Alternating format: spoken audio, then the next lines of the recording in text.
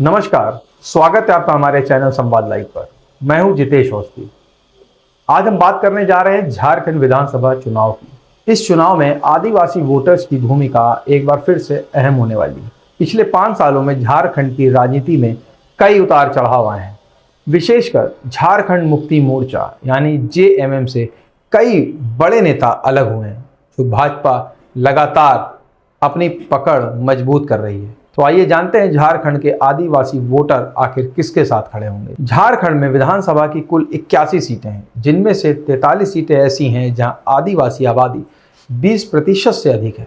इनमें से 22 सीटों पर तो आधे से ज़्यादा मतदाता आदिवासी समुदाय के ही हैं। इसका मतलब है कि झारखंड सरकार बनाने में आदिवासी वोटर का साथ पाना बहुत ज़रूरी है। आदिवासी समुदाय के वोटर अक्सर जल, जंगल, ज़मीन और सामाजिक न्याय से जुड़े मुद्दों पर ध्यान देते हैं, और यही कारण है कि हर चुनाव में उनके मुद्दों को भुनाने के लिए राजनीतिक दल खास रणनीति बनाते हैं। भाजपा इस बार झारखंड में आदिवासी समुदाय पर विशेष ध्यान दे रही। राष्ट्रपति द्रौपदी मुर्मू का आदिवासी समाज से ताल्लुक होना भाजपा के लिए एक बड़ा लाभ हो सकता है। भाजपा ने अपनी योजनाओं में आदिवासी विकास को प्राथमिकता दी है और उनके विकास के लिए कई योजनाएं लाई।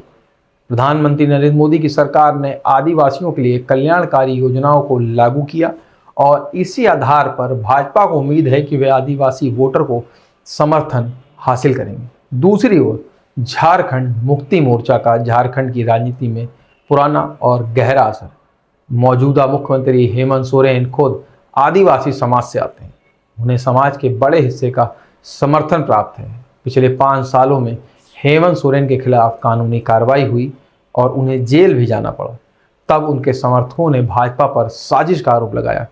इसका असर यह हुआ कि आदिवासी समाज ने इस मामले को भावनात्मक मुद्दा बना लिया, और यह संभावना है कि झारखंड मुक्ति मोर्चा को इस आधार पर भावनात्मक समर्थन मिल सकता है।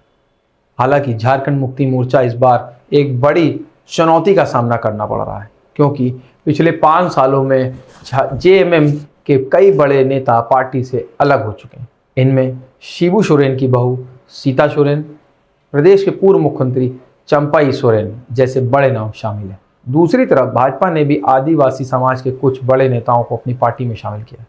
बाबूलाल मरांडी जैसे दिग्गज नेता भाजपा में, जो झारखंड मुक्ति मोर्चा के वोट बैंक में सेंध लगा सकते हैं। जेएमएम के लिए यह विभाजन एक बड़ी चुनौती साबित हो रहा है। कांग्रेस ने भी आदिवासी समाज को ध्यान में रखते हुए अपनी रणनीति बनाई है। कांग्रेस आदिवासी समाज के जल, जंगल, जमीन के मुद्दों पर जोर दे रही है और खुद को आदिवासियों के हक के लिए खड़ी होने वाली पार्टी बताने की कोशिश कर रही है। हालांकि झारखंड में कांग्रेस का प्रभाव हाल के वर्षों में कम हुआ है, लेकिन फिर भी उनकी कोशिश रहेगी कि झारखंड मुक्ति मोर्चा के साथ गठबंधन कर कुछ हद तक आदिवासी वोटर्स को आकर्षित किया जा सके। अब सवाल यह उठता है कि इस बार आदिवासी वोटर का रुझान किसकी तरफ होगा। भाजपा के पास राष्ट्र स्तर पर आदिवासी नेतृत्व का उदाहरण है, तो वहीं जेएमएम के पास हेमंत सोरेन की लोकप्रियता और पार्टी का मजबूत जनाधार। कांग्रेस का समर्थन भी झारखंड मुक्ति मोर्चा को मदद दे सकता है, लेकिन जेएमएम के अंदर ही हुए विभाजन और भाजपा की मजबूत रणनीति के चलते यह चुनाव बहुत रोमांचक हो सकता है। झारखंड विधानसभा चुनाव 2024 में आदिवासी वोटर का झुकाव किसकी तरफ होगा, यह एक बड़ा सवाल है। भाजपा झारखंड मुक्ति मोर्चा के बीच कांटे की टक्कर देखने को मिल सकती है। यह चुनाव झारखंड की राजनीति में बड़े बदलाव ला सकता है। हमें उम्मीद है कि इस वीडियो में आपको झारखंड में चुनावी आदिवासी वोटर की भूमिका की पूरी जानकारी मिली होगी। अगर आपको यह जानकारी अच्छी लगी हो तो हमारे चैनल को लाइक करें, सब्सक्राइब करें। मिलेंगे एक नए वीडियो के साथ। नमस्कार।